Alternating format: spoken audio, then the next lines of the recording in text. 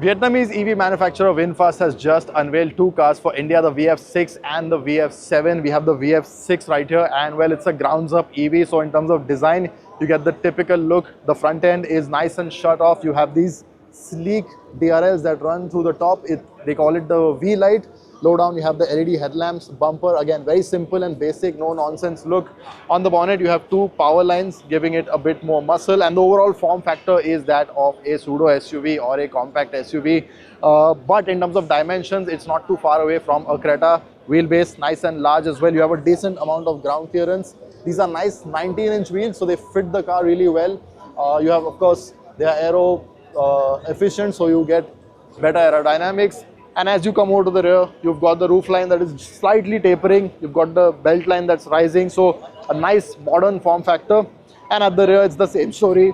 You have this V-light for the tail lamp as well. A very sleek, very modern looking. And again, no nonsense with the bumper. Nothing that is too dramatic. Of course, no exhausts. Sadly, the car's not open, so we can't really show you what's inside. But from what I know, it gets a nice, massive touchscreen that basically houses all the features. Now, in terms of power as well, it gets two options. A 59.6 kilowatt hour battery pack that gives you 201 horsepower.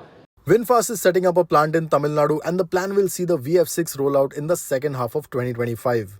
Pricing will be in the region of 20 lakh rupees. But the VF6 is not the only model from Vinfast. Shapur has the details on the other, the VF7.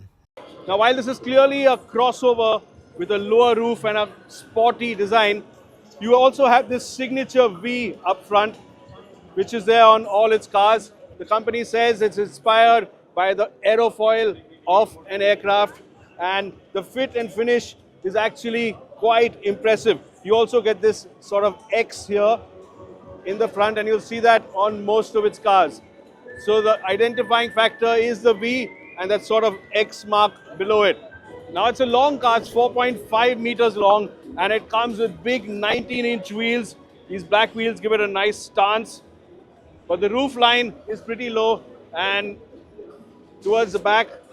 Look at BMW's i3 electric side-on and you will see a similar treatment to the C or D pillar.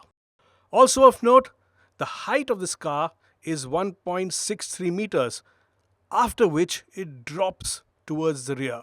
The 2.84 meter long wheelbase does give it a bit of space on the inside, but we're not sure exactly how much headroom you will have. That's a tight fitting roof. Now, we can't look at the insides, but this two-tone cabin does look nicely built. It has a nice sporty steering wheel and a big 13-inch screen right in the center. Now, the 75 kilowatt hour battery gives you a range of around 450 kilometers. And at the back, you can see again, it's got that clear V design right here with these LEDs, the V badge, and some interesting looking lights placed vertically here.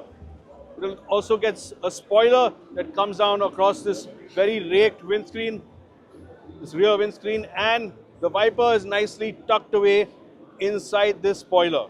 Vinfast say they have the largest moonroof of any car in this class, and that should make for an interesting addition as well.